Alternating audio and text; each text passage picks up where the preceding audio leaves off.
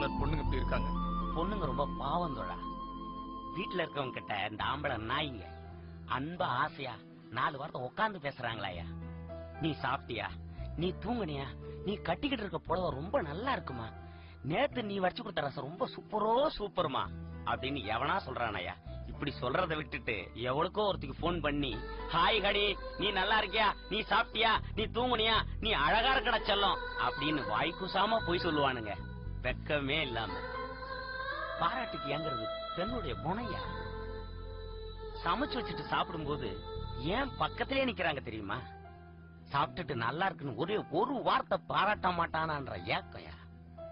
இப்படி பாராட்டலன்றத புரிஞ்சுக்கிட்ட இந்த மாதிரியான நாய்ங்க அவங்கள தவறா பயன்படுத்துறானுங்க.